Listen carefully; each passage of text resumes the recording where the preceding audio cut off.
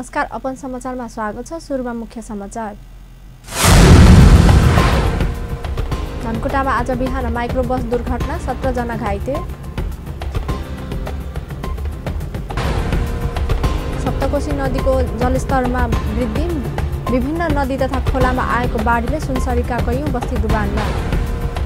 मन्त्री परिषदको निर्णयसँगै सशस्त्र प्रहरीका 5 अतिरिक्त महानगरीक्षकबाट राजीनामा।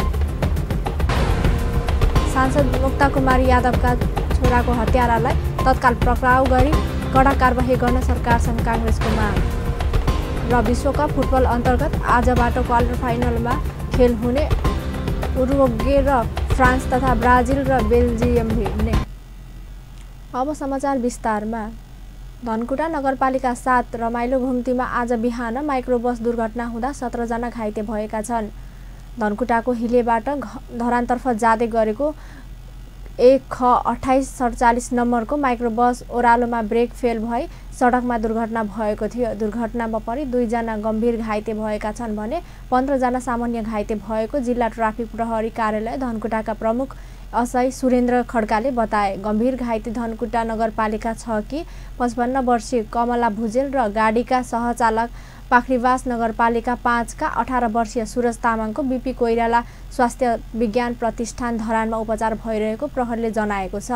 गम्भीर घाइते भएकै भुजेलकी टाउकोमा र सहचालक तामाङको पेटमा चोट लागेको छ। अन्य सामान्य घाइतेको जिल्ला अस्पतालमा उपचार भइरहेको छ। ओह्रालोमा ब्रेक फेल भएपछि गाडी अनियन्त्रित भई कोशी ग्यास डिलरतर्फ जाने सडकको भित्तामा ठोकिएको थियो। पूर्वी पहाड जिल्लामा भएको वर्षासँगै सप्तकोशीको सहायक नदीहरूमा आएको बाढीका कारण सप्तकोशी नदीको जलस्तर बढेको छ। यसपटकको सबैभन्दा बढी 1,54,393 क्युसेक पुगेको छ। ब्यारेजको 52 मध्ये 24 ढोका खोलिएका छन्। 2 बजे पानीको सतह 1,50,500 क्युसेक थियो। बिहिबार बिहानबाट कोशीको जलस्तर लगातार बढिरहेको छ। जिल्ला प्रहरी कार्यालयका डीएसपी नारायण प्रसाद चिमिरियाका अनुसार पानीको बहाव 1,50,000 क्युसेक नागेपछि खतराको सूचक रातो बत्ती बलिएको छ। ब्यारेजको पूर्व र पश्चिममा 2 वटा रातो झण्डा गाडिएको छ। डीएसपी चिमिरियाका अनुसार यो सिजनको सबैभन्दा उच्च पानीको बहाव रेकर्ड भएको हो। निर्माणका 64 वर्ष अघि 12 लाख क्युसेक पानी नियन्त्रण गर्ने क्षमताका कोशी ब्यारेजमा बालुवा भरिएपछि कारण नदीको सतह माथि उकालेको अहिले 6 लाख क्युसेक भार मात्र वहन गर्ने प्रविधिहरू बताउँछन्। 2065 साल भदौमा कोशीको पूर्व तटबन्ध भत्काएर कोशी नदी गाउँ पसेको थियो, जसबाट नेपाल र भारतका हजारौं मानिस घरबार विहीन भएका थिए। इनरुवा पश्चिम रहेको सुनसरी खोलामा आएको बाढी गाउँ पस्दा 50 परिवार व्यवस्थित भएको प्रमुख जिल्ला अधिकारी प्रेम प्रकाश उप्रेतीले बताए। इनरुवा नगरपालिकाको दक्षिणी क्षेत्र भोक्राहा नरसिंह लगायतका बस्तीमा सुनसरी खोलाको पानी पसेपछि जनजीवन प्रभावित बनेको छ। विभिन्न नदी तथा खोलामा आएको बाढीले सुनसरीका कैयौं बस्ती डुबानमा परेका छन्। सुनसरी खोलाको बाढीले 3 स्थानीय तहका आधा दर्जन बस्ती डुबानमा परेको स्थानीयवासीले जनाएका छन्। सुनसरी खोला, गडन खोला, बुढी खोला सहितका विभिन्न नदी तथा खोलामा आएको बाढीका कारणले आधा दर्जन बस्ती डुबानमा परेका हुन्। डुबानका कारण निर्माण सामग्री, बाली र अन्य सामग्रीमा गरी करोडौंको क्षति भएको स्थानीयले बताएका छन्। बाढीका कारण इनरुवा 10 जल्लापुरमा हाटसेट निर्माणका लागि राखिएका विभिन्न सामानसहित निर्माणका सामग्री बगाएको छ भने मरिया खोलाको बाढीले डुबानमा परेको छ। खोला आसपास क्षेत्रका लहरे र तरकारी बालीमा समेत नोक्सानी पुगेको छ।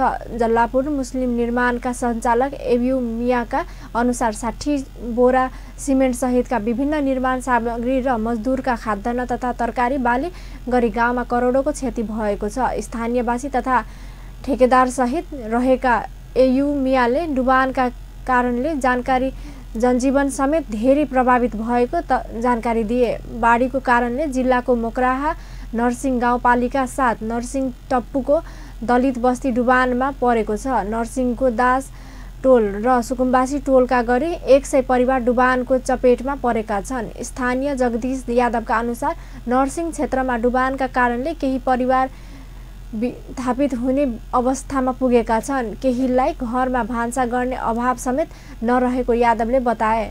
सुनसरी खोलाको किनारमै रहेको बस्तीका धेरै घर डुबानमा रहेको स्थानीय चन्देश्वर मण्डलले जानकारी दिए। मण्डलका अनुसार बुधबारदेखि वर्षाका कारणले आफ्नो गाउँमा बाढी आएको र बालबालिका सबैभन्दा बढी प्रभावित भएको हो। उता हरिनगर गाउँपालिका 7 का साथै वडा नम्बर 2 र 4 मा समेत मरिया खोलाको बाढीले सयौं घर डुबानमा परेको स्थानीय अब्दुल कैमियाले जानकारी दिए। मरिया र सुनसरी खोलाको बाढीले 120 घर डुबानमा परेको खाले जानकारी दिए। समाचारमा अहिलेलाई व्यावसायिक विश्रामपछि मन्त्री परिषदको निर्णयसँगै सशस्त्र प्रहरीका 5 अतिरिक्त महानिरीक्षकबाट राजीनामा। नेपाल चीनको तिब्बत व्यापार सहजीकरण समितिको बैठक काठमाडौँमा सुरु। केरुङ र तातोपानी नाका खुलाउन सरकारको तयारी। र विश्वकप फुटबल अन्तर्गत आजबाट क्वालिफाइनलका लागि खेल हुने। उरुग्वे र फ्रान्स तथा ब्राजिल र बेल्जियम भिड्ने। विश्रामपछि समाचारमा स्वागत छ। अब बाँकी समाचार। सशस्त्र प्रहरीका 5 अतिरिक्त महानिरीक्षक एआइजीले राजीनामा दिएका छन्। उनीहरूले सशस्त्र प्रहरी महानिरीक्षक शैलेन्द्र खनाल मार्फत राजीनामा दिएका हुन्। राजीनामामा दिने एआइजीहरूमा जानकीराज भट्टराई, सुबोध अधिकारी, निराविक्रम शाह, खड्का भन्दा चौधरी र राजेश श्रेष्ठ रहेका छन्। एआइजीहरूको राजीनामामा महानिरीक्षक खनालले गृह मन्त्रालयका निम्ति सचिव रामकृष्ण सुवेदीलाई बुझाएका छन्। बुधबार बसेको मन्त्री परिषद बैठकले 2074 जेठ 14 देखि शेरबहादुर देउवा नेतृत्वको सरकारले गरेको सबै नियुक्ति खारेज गर्ने निर्णय गरेको थियो। नेपाली कांग्रेसका उपसभापति विमलेन्द्र निधिले आगामी चुनावलाई केन्द्रित गरी वडा, गाउँ, नगर सहितका सबै क्षेत्रमा सक्रिय हुन नेता तथा कार्यकर्ताहरूलाई निर्देशन दिएका छन्। जनकपुरमा आयोजित धनुषा क्षेत्र नम्बर 3 को क्षेत्रीय भेलालाई सम्बोधन गर्दै पूर्व गृहमन्त्री समेत रहेका नेता निधिले चुनावमा नतिजेसम्म पार्टीले बलियो हुन नसक्ने भन्दै चुनावमा जित्नका लागि सबै गृह कार्य गर्न निर्देशन दिएका छन्। कांग्रेस आप हो सरिया केना मजबूत होते मजबूत हो के एकटा हमके लक्षण से प्रमाण है जे चुनाव हो से वही चुनाव में कांग्रेस के ना जीतते। कांग्रेस जब तक नहीं जीतते तब तक कांग्रेस मजबूत भेले से बात प्रमाणित नहीं है। उ बात करू कतसँ होते काठमाडौँ में भाषण करू। मतदान र त्यसको नतिजामा अहिलेदेखि नै जोड दिन थालेका उपसभापति निधिले वर्तमान सरकार कांग्रेससँग बदला र प्रतिशोध साध्ने नीति बनाएर अगाडि बढेको आरोप समेत लगाए। उनले आफूलाई चुनावमा जिताउन सक्रिय रहेका कांग्रेसका नेता कार्यकर्तालाई नियोजित रूपमा धरपकड गरी भयभीत पार्न सरकार तल्लीन रहेको बताए।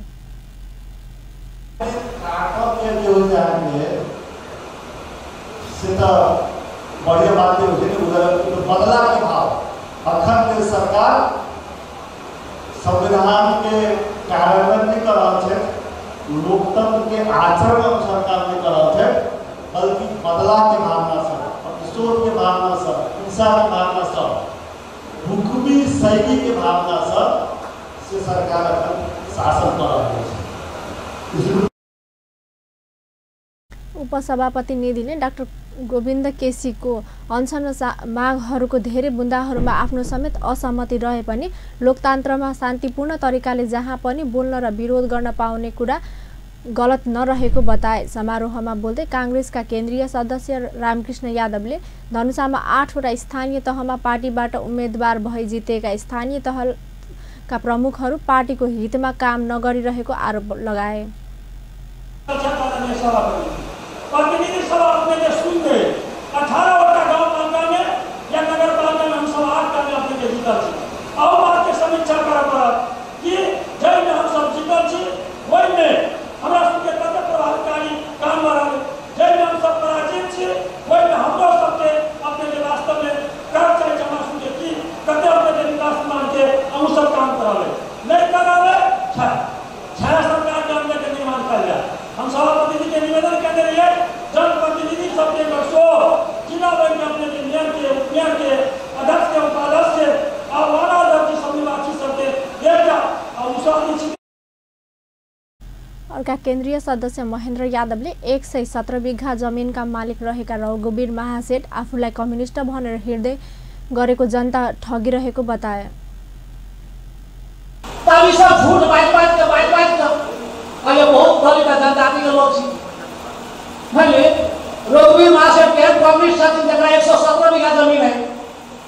अच्छा रघुवीर महासेठ से कम्युनिस्ट 117 बीघा है तो सोने लाल के कते होना चाहिए 120 बीघा सब कम्युनिस्ट होना चाहिए वो जमीन ना पर क्या का उस सब ठगाई वाले हम सब ठगाई वाले कई बार अखंड की स्थिति में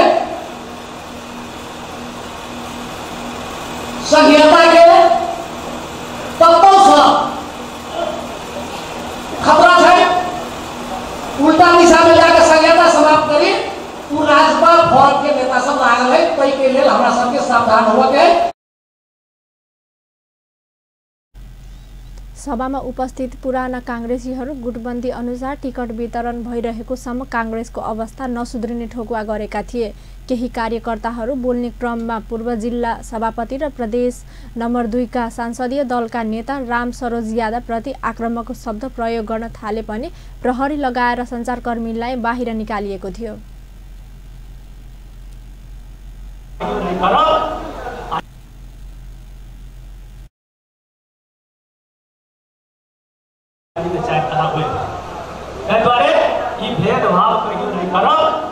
अझै पुरानो कांग्रेसी संसद है ओकरो सबके विचार लियो तभी गाड़ी चलत कांग्रेस नेता। प्रमुख प्रतिपक्ष दल नेपाली कांग्रेसले पार्टीका राष्ट्रिय सभाका सांसद मुक्ताकुमार यादवका छोरा लोकेशको हत्यारालाई तत्काल पक्राउ गरी कडा कारबाही गर्न सरकारसँग माग गरेको छ। नेपाली कांग्रेसका राष्ट्रिय सभाका सांसद बद्री प्रसाद पौडेलले सांसद यादवका छोरा लोकेश हत्यारालाई तत्काल पक्राउ गरी कारबाही गर्न सरकारसँग माग गर्नुभएको हो। राष्ट्रिय सभाको शुक्रबारको बैठकमा विशेष समय लिएर बोल्दै उहाँले सवारी दुर्घटना नभई लोकेशको हत्या भएको देखिएको दाबी गर्दै दोषीलाई पक्राउ गरी कारबाही गर्न सरकारसँग माग गर्नुभएको हो। गत चैत्र 2 गते धनुषाको पोताहामा सांसद यादवका छोरा लोकेशको धारिलो हतियार प्रयोग गरी हत्या गरेको कांग्रेसको दाबी छ। हत्याको जिम्मेवारी स्वतन्त्र तराई मधेस निर्माणका सेनाले लिएको दाबी गर्दै सांसद पौडेलले तटबन्ध सम्बन्धमा उचित छानबिनका लागि केन्द्रीय स्तरमा छानबिन समिति गठन गर्न पनि सरकारको गम्भीर ध्यानकर्षण गराउनुभयो। लोकेशको हत्या गरेपछि भारतीय नम्बरबाट सांसद मुक्ताकुमारीको परिवारलाई नै सखा पारिदिने धम्की आउने गरेको पनि सांसद पौडेलले सांसदलाई जानकारी गराउनुभयो। उहाँले मधेसको विरुद्ध रहेकाले सांसद यादवका छोरा लोकेशलाई हत्या गरिदिएको दाबी पनि सेनाले जारी गरेको विज्ञप्तिमा उल्लेख गरिएको पनि स्मरण गराउनुभयो। गत चैत्र 2 गते मोटरसाइकल दुर्घटनामा मृत्यु भएको भनिएका सांसद यादवका छोरा लोकेश घटनाको प्रकृति हेर्दा हत्या गरिएको पुष्टि भएको कांग्रेसको दाबी छ। सांसद यादवले पनि केही दिन अघि छोराको हत्या भएको दाबी गर्दै घटनाबारे अनुसन्धान गर्न केन्द्रीय स्तरमा समिति गठन गर्न गृहमन्त्री रामबहादुर थापाको ध्यानकर्षण गराउनु भएको थियो। समाचारमा अहिलेलाई पूर्ण व्यावसायिक विश्रामपछि नेपाल चीनको तिब्बत व्यापार सहजीकरण समितिको बैठक काठमाडौँमा सुरु। केरुङ र तातोपानी नाका खुलाउन सरकारको तयारी। र विश्वकप फुटबल अन्तर्गत आजबाट क्वालिफायरका खेल हुने।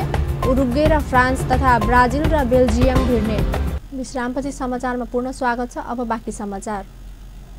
नेपाल चीनको तिब्बत व्यापार सहजीकरण समितिको बैठक काठमाडौँमा सुरु भएको छ। केरुङ र तातोपानी नाका खुलाउन आवश्यक तयारी गर्ने मूल एजेन्डा सहित 8औं नेपाली तिब्बत व्यापार सहजीकरण समितिको बैठक काठमाडौँमा सुरु भएको हो।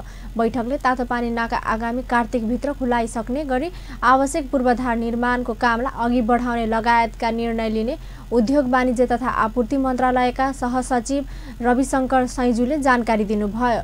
2 दिनसम्म चल्ने बैठकमा नेपाल चीन बीच हुने व्यापारलाई सहज बनाउने विषयमा पनि छलफल केन्द्रित हुनेछ। तातोपानी खोल्ने इस्युजहरू छ। यी इस्युहरू नै मेरै छन् अहिले। र अहिले जुन तातोपानीमा पनि त्यो ड्राई पोर्टहरू अहिले कन्स्ट्रक्सन भइरहेछ त्यसलाई जतिसक्यो चाँडै कम्प्लिट गर्नेदेखि लिएर ती इस्युजहरूमा बढी हामी फोकस गर्छौँ। त्यो बाहेक ट्रेडका साना इस्युजहरू छन् त्यसमा पनि छ। वास्तवमा कसो भने अहिले यो जुन 15 पछिका यिनीहरूले घट्यो भन्ने जुन छ। बैठकले केरुङ र तातोपानी नाकामा चीनको आर्थिक सहयोगमा निर्माण हुने पुल छिटो सम्पन्न गर्न आवश्यक कार्ययोजना पनि तय गर्नेछ। नेपाल र चीन बीचको व्यापार सहजीकरणका लागि सन् 2009मा यो समिति गठन गरिएको हो। यस वर्षको बैठकमा समितिले नेपालको उद्यम विकासका लागि चीनको लगानी भित्र्याउने विषयमा पनि छलफल हुने सहसचिव सैजुले बताउनुभयो। राजपाका अध्यक्ष पशुपति शमशेर राणाले सरकार बहुमतको आडमा अधिनायकवादतर्फ उन्मुख रहेको आरोप लगाउनु भएको छ। अध्यक्ष राणाले गृहमन्त्री रामबहादुर थापाले वरिष्ठ चिकित्सक गोविन्द केसीलाई अधिनायकवादी भनेकोमा आपत्ति समेत जनाउनु भयो। गृहमन्त्री थापाले बुधबार प्रतिनिधि सभा बैठकमा वरिष्ठ चिकित्सक केसीलाई अधिनायकवादीको आरोप लगाउनु भएको थियो। गृहमन्त्री थापाको सो अभिव्यक्तिले सरकार तानाशाही भएको पुष्टि भएको अध्यक्ष राणाको तर्क छ। उहाँले जनताको पक्षमा सम्पूर्ण भावका साथ अघि बढेको वरिष्ठ चिकित्सक केसी कसरी अधिनायकवादी भए भने सरकारलाई प्रश्न पनि गर्नुभयो। बिहिबार भक्तपुरमा आयोजित साक्षात्कार कार्यक्रममा बोल्दै अध्यक्ष राणाले प्रधानमन्त्री केपी ओलीले प्रधानमन्त्री कार्यालय शक्तिको केन्द्रीयकरण गरिरहेको आरोप पनि लगाउनुभयो।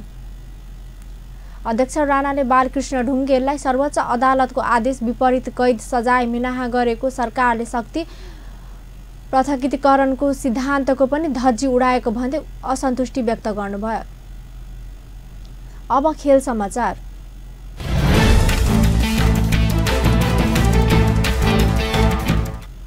विश्वकप फुटबल प्रतियोगिता अन्तर्गत क्वार्टर फाइनलमा खेलहरू आजबाट सुरु हुँदैछ। रुसमा जारी प्रतियोगितामा पहिलो क्वार्टर फाइनल खेलमा विश्वकप पूर्व विजेता राष्ट्र उरुग्वे र फ्रान्स भिड्नेछ। यो खेल नेपाली समयअनुसार साँझ 7:45 बजे हुनेछ। फ्रान्स गत संस्करणको उपविजेता अर्जेन्टिनालाई 4-3 पराजित गर्दै क्वार्टर फाइनलमा पुगेको हो। यसै गरी उरुग्वेमा पोर्चुगललाई 2-1 पराजित गर्दै क्वार्टर फाइनलमा आफ्नो स्थान सुरक्षित गरेको हो। दोस्रो खेलमा राति 12:15 बजे ब्राजिल र बेल्जियम भिड्नेछ।